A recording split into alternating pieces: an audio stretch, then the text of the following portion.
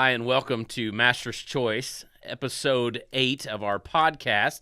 This morning in the studio, we're already full. We usually have just one co-host, but this morning our guest is coming in early. Kind of want to shake things up for everybody this morning and just do a little different. And besides that, Cullen has some things that he's got to do and get ready for today. But one of those things that you are not going to be getting ready for is planting today, is it, Cullen? That's correct. Last night we got about 1.5 inches of rain, and then about 3 days ago we got 1.5 inches again. So we're kind of put back on getting the corn in the ground down here in southern Illinois, but I'm hoping to get it in sometime in the next few weeks. So we'll see what happens.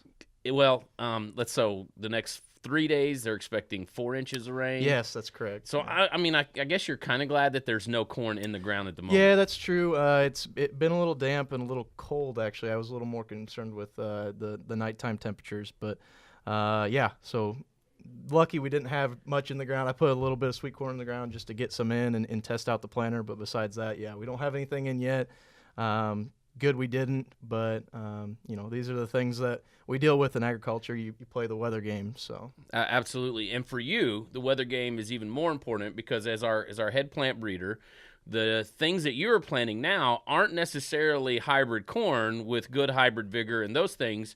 You're planting some parents and some of those kinds of things. Correct? Yeah. So the hybrids actually exhibit hybrid vigor. That's where that term comes from, and those plants be able to get out of the ground quicker, and they have more strength in the kernel to get up and out and get established, where inbred seed is a little bit more weaker. The plants aren't going to be as strong as the hybrids from those parents would be.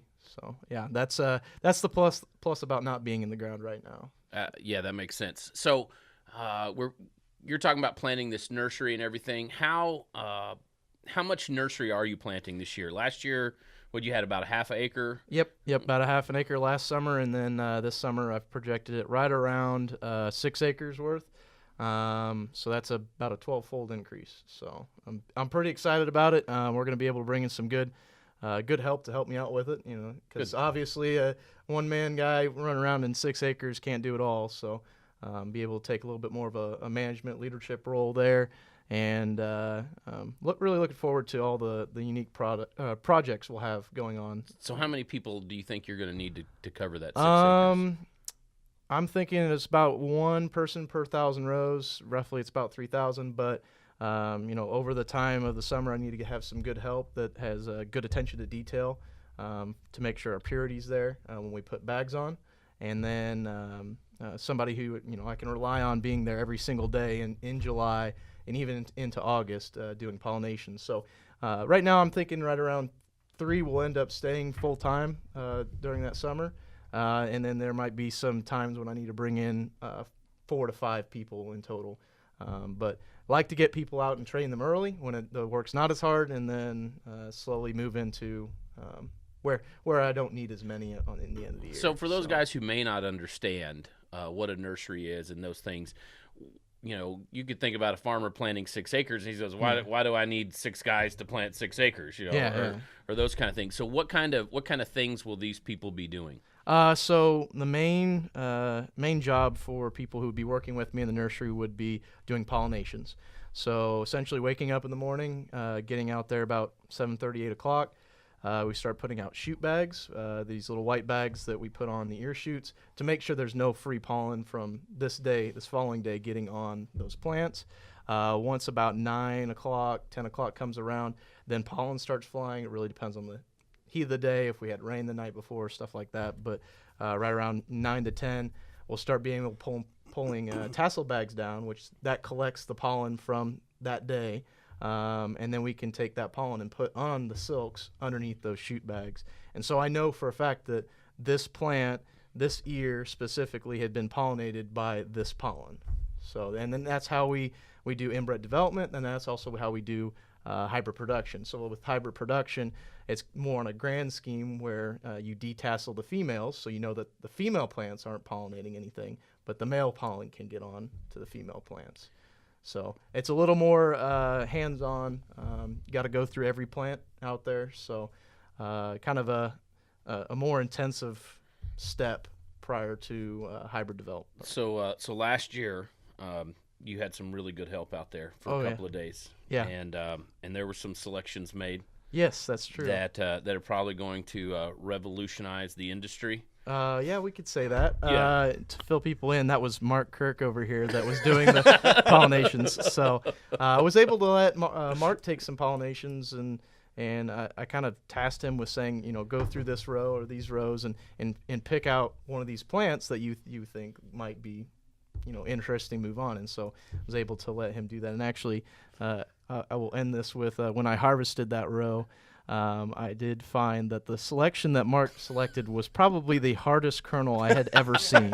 So, well, yeah. Well, you can only do what you can do, right? Yeah, and when he was out there, he actually was there when it was pollinating, so he didn't actually get to see the kernel itself when he was selecting. But just thought it was a funny little thing that I've been harped on since I got here about breeding for hard grain, and Mark goes out there and selects the hardest thing I've ever seen. Yeah, so. Absolutely. Hey, Cullen, we know that you've got some things that you've got to get to today, and some people here and some meetings that you've got to take care of. But we appreciate you stopping by and talking with us today. Yeah, thanks for having me. You're welcome, bud. Hey, thanks for coming in. Kyle, we had to dismiss Cullen there for a minute, and so we got rid of him. I appreciate you coming in and being my co-host today. So this was kind of an R&D podcast going on here. Yeah. We got the director of nutrition research. We had the head plant breeder, and then you with being a research and director associate. So I guess that's your real. Is that really what your title is? Yeah, I guess it's research and development associate. I've gotten kind of bunched into a lot of things, so it depends on what season the hat is. So it's there's plot seed guy. There's he handles all the agronomy questions. Basically, and the samples being taken. So basically, up until you take it, for lab analysis, that's kind of my job too. So, but you also evaluate some crops in the summer. You take some notes. You look at disease ratings and just those kinds of things. Also, correct? Absolutely. Yeah. But actually, all three of us are in the same office together, and we work really very closely together, and I think probably pretty well together also. Yeah, I think it's a pretty start to finish. When you have a plant breeder, the guy who handles a lot of the agronomic issues and whatnot, and the questions, and then the guy who does all the nutrition analysis. We can pretty much talk through and build a lineup right there out of our office. It's a pretty good team. Yeah, it is a pretty good team, and so as the old guy in the office, I feel like I'm fostering some goodwill and some encouragement and really training you guys how to be real grown up men. Yeah, yeah, exactly. So we got a few things to talk about today. One of those is going to be, we get questions about flex versus determinate. Most of our lineup is more of kind of a flex or semi-flex, so we get some questions about that. But then also, we just talked about with Cullen, he said he hasn't planted yet because of the rain. And we need to kind of talk about, it's that kind of year to talk about when do we replant and when don't we replant. Yeah. Okay? And really, those two things can kind of flow together there about, if I've got a more of a flex plant than more of a determinate type year, then it may make a difference on when I choose to replant or not. So talk through us a little bit about what it means to be a flex plant, a flex ear and determinate ear. So it kind of explain that to our audience a little bit. Yeah, so it's something that basically comes up in the genetic industry and genetic talks and whatnot. So a lot of guys who are around corn genetics talk a lot about flex and determinate, or we call them fixed ears a lot of times. The grain industry, on one hand, has moved towards more of a determinate ear kind of population. And the reason is because of what they're going for, bushels per acre. If I know how many kernels, how many row sets, how many kernel rows long my ear will make, I should be able to know, if I know my plant population, my plant stand, I should be able to know, what I'm kind of looking at harvest-wise, bushels per acre. Now, for a guy who feeds corn, that's maybe not as important because, and we've shown in our studies that, higher populations are not always better, even if we do have the amount of kernels that we think we're getting from a determinate ear. So a corn ear that can maybe flex or, expand itself depending on population and nutrient uptake is a little bit more important for a guy feeding corn on the farm. So basically what happens there is that and help me out here. I'm just the nutrition guy, right? And so basically, when I decrease the population of plants with a flex ear, that ear will actually get more rows or more kernels long. Correct? Exactly. Okay, and Yep. so it flexes out. It literally flexes. It literally Yep. flexes out. But also the plant does too. So we get a stronger, more robust plant. Yep. And it can photosynthesize more sugars and do those Exactly. kind of things. Whereas a determinate ear, no matter what the plant spacing is or population, it's going to put on an ear that's rows and kernels are basically determined. Exactly. Correct? Yeah, and with a corn plant, a lot of guys kind of understand this and some don't, but a corn plant has one job, and that is to reproduce an ear. Absolutely. A corn plant is either going to abort the ear and not make one, or it's going to put an ear on and try to fill it with kernels. So, with a fixed ear hybrid, it's going to create the ear that it knows to create. But a flex hybrid, not only is it going, if it decides, yes, it's a good ear, I'm going to create an ear, I'm going to, create the best ear that I can with the nutrients that I've taken throughout the growing season. The biggest ear. Exactly. And sometimes those will flex kernel long, Yeah. so they'll get longer. Yep. Sometimes they'll get more rows around, and then there are certain varieties that will do both. Correct? That will do both that we've seen. Yep. Okay. Absolutely. All right. And so that can really make us think about this replanting issue. I mean, we're going to get 6 inches of rain here, forecasted over the last 5 days. Yeah. Guys that got corn in the ground right now are really kind of biting at their nails. Yeah. And so if I had a determinate ear, it may be a different set of circumstances that would make me replant over the set of circumstances if I had a flex ear. Yeah, absolutely. I mean, so, and a lot of times, replant comes down to your crop insurance. That's kind of one thing I always like to say before you start talking about replants, because, there are stipulations to crop insurance when it comes to replant, and also your seed company and whatnot. But, with a flex ear variety, something that could possibly, you could have a little bit of bump harvest, even with a bump down population, losing a couple plants to maybe some early wet conditions isn't as bad of a deal as if you have a fixed variety where every plant you lose is lost harvest. I mean, so that's something to kind of keep in mind as we move towards, especially, here in the Midwest. I know a lot of the Midwest is going to get a lot of rain here in the next couple of days. And I think, as I said in one of our vlogs, I know a lot of guys in this area are done. And so I know they really are kind of they're nervous right now. It's almost too much rain for this part of the year. So what are some other factors? We talked about, insurance, maybe replant policy of the company, maybe whether we planted a determinate ear or a fixed ear. Yep. Or a flex ear. What are some other issues? What are some other variables there that we would need to take into consideration when we are determining whether or not to replant? Well, so you always have overnight temperatures and whatnot, as Cullen said, talking about the nursery. Even though we've been hitting high 60s, low to mid 70s, the nights have been pretty cold.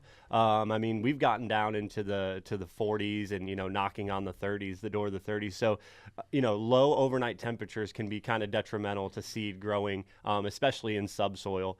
That can be an issue. And also, I mean, just to kind of say it, there are wrong picks of hybrids. Some hybrids in your area may have not been placed correctly and, may have struggled a little bit on your ground early on. And sometimes that will push guys to replant. I kind of tend to push to the side of, maybe ride it out if you think that it's not the hybrid you should have had. But that also can be a thing. There are hybrids that have a little less vigor. Say they were planted, pre-heavy rains or in just a little bit too cold of soils. Okay. So So there's several different factors that we take in there.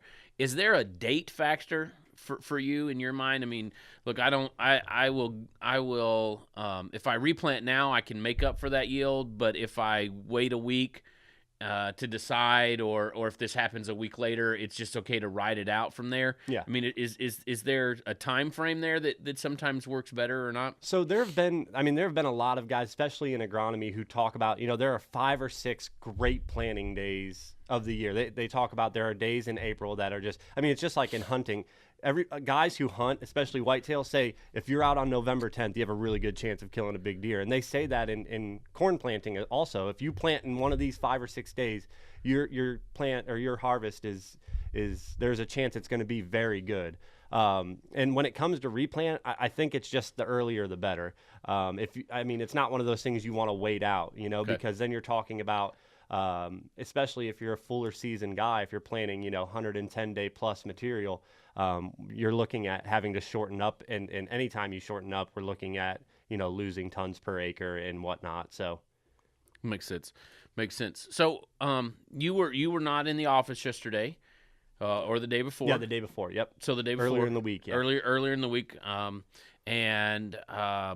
So what were you? You were out of town, and y'all were Yep. actually planting another nursery. Yep. Up in Central Illinois area, right? Yeah. So we were going to play the weather game this week and take a look, and our plans were to plant midweek. Actually, our plans were to plant today, yesterday and today. Down here. No, actually in Eldred. Okay. And so I was kind of on call for Michael Lake, the guy who runs our Eldred nursery. And he called me Sunday after church and said, "Hey, the weather has switched on us and we need to go now." So, I just kind of packed a bag and got ready, and I left early Monday morning. And Monday we worked all day. Anytime you're planting a nursery, there's always at least one full day of preparation before. Even if all of your packets are made and whatnot, it's just about, peace of mind knowing that packets are in order. My plot has been mapped out. I know exactly, how far my rows are. It's just all about, putting your ducks in a row the day before. And then the next morning, getting out and getting, you got to get your planter set and all those things. I mean, there's so many things to check off before you start planting. And then we did plant Tuesday, so. So in the nursery, though, you're kind of planting rows. Cullen talked earlier about 1,000 rows. You're not really. When we talk about farmers, they're thinking about acres and fields. In a nursery, you're talking about, well, I got this set of genetics in this row and this set of genetics in this row, and the rows are very short with alleyways in between it. So there's a lot that goes into the preparation of that. Yeah, absolutely. I mean, and just to, kind of put it in perspective, we planted, I think, around 1,200 rows at 17.5 feet on Tuesday, which ended up being just over an acre. And I had just about 7 hours of tractor time planting. So 7 hours to plant 1 acre sounds crazy to a lot of people. Oh, absolutely. But you're taking little packets of seed, pouring them in the planter, letting the planter plant them, cleaning out the planter, skipping a section, starting space, again. Pouring more packets in. Yeah, so it's highly labor intensive to even get it planted. Yeah, exactly. So, but also very exciting because, in the next couple of weeks, we'll have a nursery up. We will be, right now it really is all hands on deck, but this is easily the busiest time of the year for R&D. You and I are on call right now to basically start planting in Wisconsin here in a couple of weeks. We're all over, the Midwest planting research plots. So. Yeah, we've got several of those that we've got to get in. Some of those will be observation type plots where it will be, 17.5 feet or 20 feet with two-foot alleys where guys can just go in and look and evaluate corn and take notes on things. Some of those will be plots where there'll actually be they're all observation plots. We kind of made that comment yesterday, but some of those will be more of a full-blown kind of a customer plot that we've got to get planted, some of those show plots, and some of them will be more for marketing and for sales, where some of those will just absolutely be for research and development, where you'll go in and you'll look at those agronomically, we'll sample those, bring me the samples. We'll send those samples off to get them analyzed. We'll run them through our nutrition testing protocol, and that's how we really work through whether or not hybrids meet the standards that we want. And you guys look at the agronomy, I look at the nutrition, and I think it's really cool that we work this close together in that. I always make the reference when I'm doing meetings or explaining kind of how we do, that you guys come in with your notes and say, we like these hybrids, and I come in with my notes and I say, I like these hybrids, and then that's where the real arm wrestling starts, because there's times that you guys have seen hybrids that you just absolutely love. Great disease tolerance, great vigor, great emergence, just looks like really good yield. Yep. And then all of a sudden we run nutrition on them, and the grain's too hard, the fiber digestibility is not there, and then consequently I'll do the same thing. I'll find a hybrid that, man, it just tests wonderfully, and it tests wonderfully over several different locations, and I'll go, this thing is going to be really good to feed, and you guys look at me and go, yeah, but it fell down here, and it fell down here, and it got disease here. Yep. And so we kind of have to wrangle over those and really kind of pick those ones that are agronomically sound, top 25% agronomically sound, and top 25% nutritionally sound, and bring an advantage there. And so we really get to work close together in doing that, and in bringing those things together. Yeah. And I think, there's actually two sides to that, especially for, Kevin and I do a large portion of the traveling looking at hybrids. I know Cullen and you guys and a lot of the sales guys get to get in on that. But when it comes down to agronomic decisions, Kevin and I, go through most of that. And it actually is really nice when you call us in November and December, for saying, I have all the nutritional data together. We need to sit down and have serious conversations. And we walk in, and the hybrids that, the experimental crosses that we've been, telling guys all year long, we really like this. We really like this. And you show up and it's highlighted in blue or yellow, and you're like, thank goodness. Because if it's highlighted or blue and yellow, then that becomes a serious conversation about this hybrid being in our lineup, or a retest that we're serious about. And I think I've done a pretty good job of training you guys on what to look for. You really have. And I have made jokes. I made a joke a couple of weeks ago in South Dakota. I was with Toby up there, and we were at a trade show, and I got into a pretty deep nutritional conversation with some actual nutritionists, and I walked away just kind of disappointed that I've been hanging out with Mark so much that not only did I understand it, but I was actually driving home points in a nutritional conversation. I'm like, I'm the agronomy guy. Why am I talking about NDFD? This is not, and consequently, but it is our lifestyle. It really is our lifestyle. Yeah. And consequently, I've taken phone calls that you've listened in on where I've had to answer agronomy type questions. Yeah. And, thankfully you guys have trained me in those areas. So, hey, Kyle, we really appreciate you stopping in today and going through this and being part of this. We appreciate you guys listening. As always, you guys out there, we appreciate comments and responses. We are social, and so Instagram, Twitter, catch us on YouTube. And so catch us on the next episode. We appreciate y'all tuning in.